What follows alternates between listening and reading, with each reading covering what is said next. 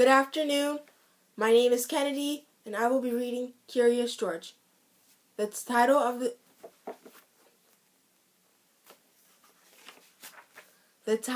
the story is called Curious George and the Birthday Surprise by Margaret and H.A. Reyes.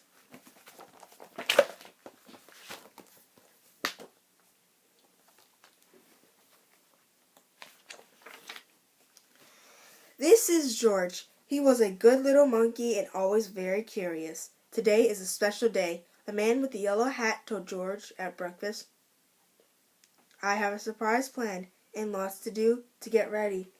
You can help me by staying out of trouble." George was so happy to help.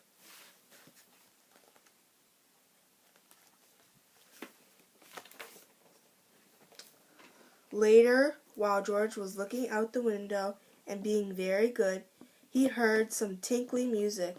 It was coming from an ice cream truck. George watched as a whole line of children and their dogs enjoyed some ice cream treats. It looked like fun.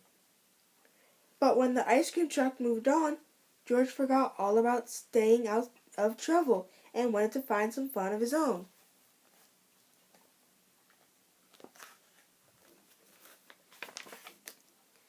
In the living room, George found noisemakers and hats and games. Could this be part of his friend's surprise? Before George could find out, he spotted some streamers, balloons, and colored tissue he could not resist.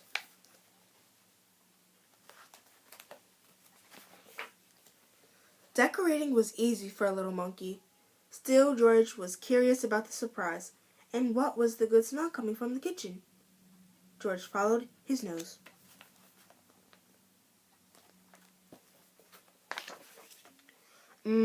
It was a cake, and it looked as good as it smelled. All it needed was frosting. George had seen his friend make frosting before, but today his friend was busy. Maybe George could help. He could frost the cake himself.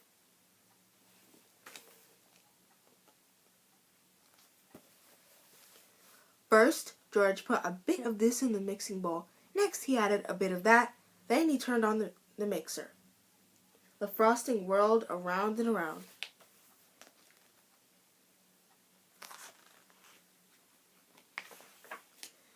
It was whirling too fast, but when George tried to stop the mixer, it only went faster and faster and faster. George lifted the beaters out of the bowl. Frosting flew everywhere.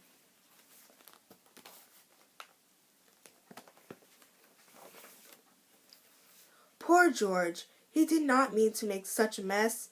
He had only wanted to help. Now how could he clean up the sticky kitchen? Just then, George heard the tinkly music again. The ice cream truck was coming back up the street, and George had an idea. Quickly, he opened the door.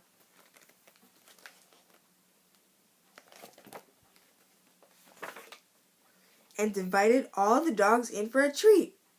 In no time, the kitchen was as clean as a whistle.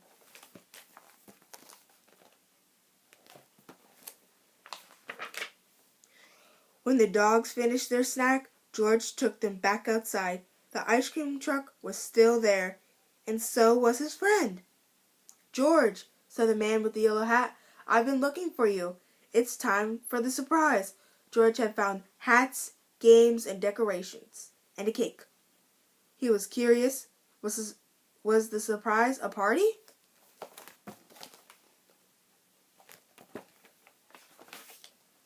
Yes, it was a party. George was happy to see all of his friends. They were glad to see George too. "What great decorations," Bill said. "What a lot of presents," said Betsy. "Why don't you play some games with the guests, George?" the man with the yellow hat suggested. "I have one more thing to do."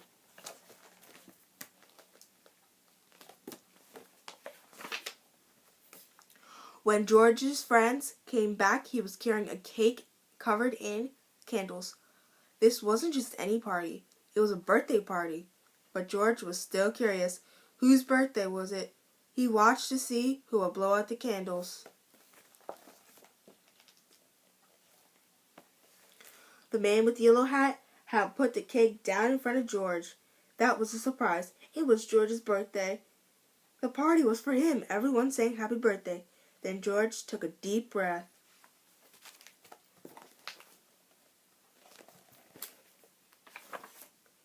and make a wish. Happy birthday, George.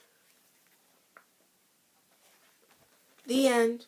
Thanks for watching, everyone. Thank you.